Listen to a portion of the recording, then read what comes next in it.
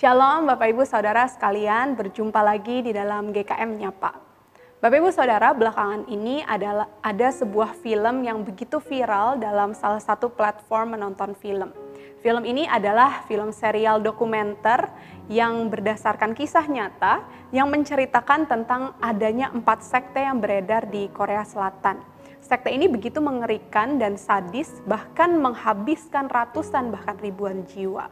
Para pemimpin sekte yang berhasil menghasut, mencuci otak para pengikutnya, mereka menjanjikan untuk membawa para pengikutnya kepada jalan kebenaran. Tapi sebenarnya para pemimpin ini menuntun para pengikutnya untuk memenuhi kebutuhan bahkan hasratnya. Sungguh mengerikan bagaimana para pemimpin sekte ini dengan begitu semangat, dengan begitu gencar menyuarakan ajaran sesatnya, sehingga banyak orang yang mau mengikut ajaran sesatnya itu. Bapak Ibu Saudara, dari dulu sampai sekarang, ajaran sesat itu selalu ada di antara kita. Bahkan di zaman sekarang bisa jadi ajaran sesat itu bukan hanya ada di antara kita, melainkan secara tidak sadar ada di dalam kita, menjadi landasan hidup kita. Kenapa? Karena seringkali kemasan ajaran sesat itu tidak jauh berbeda dengan ajaran yang sebenarnya. Bahkan seringkali juga kemasan ajaran sesat lebih menarik daripada ajaran yang sebenarnya. Maka tidak heran jika banyak orang yang akhirnya memilih untuk mengikuti ajaran-ajaran sesat itu.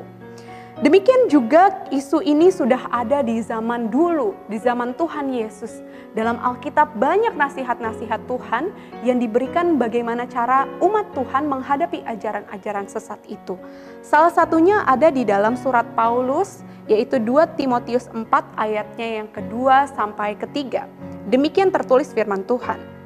Beritakanlah firman, siap sedialah baik atau tidak baik waktunya, nyatakanlah apa yang salah, tegurlah dan nasihatilah dengan segala kesabaran dan pengajaran. Karena akan datang waktunya orang tidak dapat lagi menerima ajaran sehat, tetapi mereka akan mengumpulkan guru-guru menurut kehendaknya untuk memuaskan keinginan telinganya. Bapak Ibu Saudara, di tengah dunia yang memudarkan keabsolutan kebenaran Tuhan, firman Tuhan menasihatkan kita untuk beritakanlah firman Tuhan. Di tengah zaman yang akhirnya tidak lagi mementingkan kebenaran yang absolut, firman Tuhan menasihatkan kita untuk beritakanlah firman Tuhan yang benar dan absolut itu.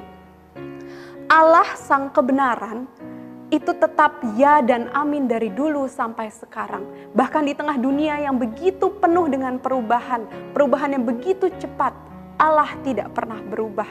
Dan itulah yang menjadi tugas kita sebagai orang percaya. Kita dinasihati untuk beritakanlah firman Tuhan dalam kondisi siap ataupun tidak siap. Kita sebagai umat Tuhan, Bapak Ibu, bukan hanya